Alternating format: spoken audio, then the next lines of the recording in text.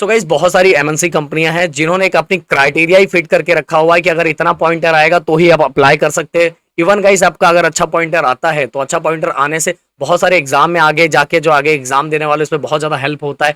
इसके बाद अगर आपको अब्रॉड जाके आगे के एजुकेशन का अब्रॉड में जाके कंप्लीट करना है तो अगर आपका अच्छा पॉइंटर है तो आपको बहुत ज्यादा मदद मिलती है गाइस, ये बात मेरी ध्यान से सुन लो।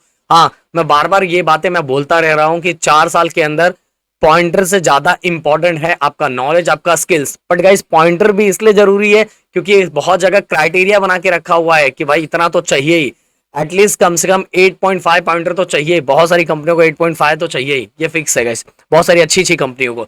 सो इसीलिए मैंने बोला कि ये तो फिट है, ये तो फिक्स है, तो आपको पॉइंटर चाहिए। बट पॉइंटर के साथ आप भाई, मैंने बोला बहुत सारे कोडिंग लैंग्वेजेस आप सीख सकते हो, C++ सीख लो, जावा सीख लो, पाइथन सीख लो। सो ये सभी अगर आपने पहले से तैयारी करके रखी तो आगे आपको प्लेसमेंट के टाइम कोई भी प्रॉब्लम होने वाला नहीं है, बिल्कुल भी प्रॉब्लम नहीं होगा। और इसकी तैयारी भाई पहले से ही करके रखना है। अब बोलोगे सर कैसे, पर अच्छे पॉइंटर लाए तो लाए कैसे सर? क्योंकि हमने तो एक एक साल में इतनी पढ़ाई की तो जाके हमारा ये परसेंट आता था, और यहाँ तो एग्जाम 3-3 4-4 महीने के बाद एक एग्जाम सेमेस्टर हो जाता है, तो उसमें पॉइंटर कैसे स्कोर करे?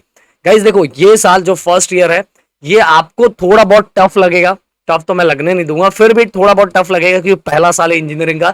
इसके बाद अगर आप आगे वाले किसी भी जो अच्छे पढ़ने वाले लोग हैं या जो पढ़ने वाले नॉर्मल पर पढ़ रहे हैं अच्छे से, उनसे भी अगर आप जाके पूछोगे तो बोलेंगे नहीं इतना डिफिकल्ट नहीं है जितना डिफिकल्ट उनको 12th लगा था।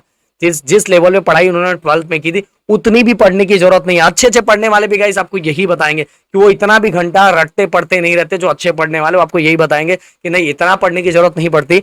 हाँ, सो क्योंकि अपने को तरीका पता चल जाता है इंजीनियरिंग में क्वेश्चंस कैसे आते हैं अपने पॉइंटर को बरकरार करने के लिए। तो अपने पॉइंटर को बरकरार करने के लिए जो तरीका है उन तरीकों का यूज करते हैं कि क्वेश्चंस कहां से आते हैं, कैसे क्वेश्चंस पे ज्यादा फोकस करना रहता है, प्रीवियस ईयर्स क्वेश्चन पेपर कितना फोकस करना है।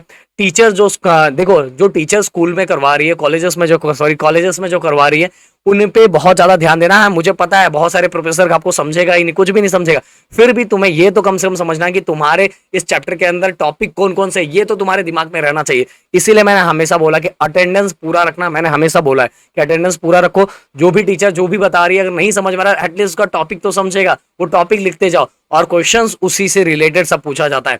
Even guys previous years question, solve questions, ये सब अगर आप करते गए तो आपका पॉइंटर तो बरकरार हो जाएगा। इसके बाद आपका थोड़ा टाइम बचेगा क्योंकि बहुत सारे बच्चे क्या करते हैं 12th के तरह ही पढ़ाई करते रहते हैं और बस रटते रहते हैं। इसके कारण उनके पास एक्स्ट्रा टाइम नहीं बच पाता और एक्स्ट्रा टाइम नहीं बचने के कारण वो अपने अंदर एक्स्ट्रा स्किल्स को डेवलप नहीं कर पाते, कोडिंग के लैंग्वेजेस ये सब सीख नहीं पाते, जिसके कारण वो आगे जाके जब प्लेसमेंट में जाते हैं तो उनके पास कुछ एक्स्ट्रा स्किल्स नहीं होता और इसीलिए जॉब उनको नहीं मिल पाता गाइस। तो इसीलिए आपको तैयारी पहले से ही करके रखना, पॉइंटर भी बरकरार रखना है और स्किल्स को भी डेवलप करना है। पर पॉइंटर को बरकरार रखने के लिए बहुत सारी चीजें हैं जिनको मैं धीरे धीरे बताते रहूंगा। बट गाइस पॉइंटर इंपॉर्टेंट है, उसके बेनिफिट्स बहुत सारे हैं। मैंने कुछ बेनिफिट्स बताए, आगे आगे जैसे आप बहुत बढ़ोगे मुझसे कनेक्ट होते जाओगे तो सब चीजें मैं बताते जाऊंगा। बट अभी के लिए इतना ही गाइस, और भी कोई डाउट है तो कमेंट करके मुझसे पूछ सकते हैं। Thank you so much guys.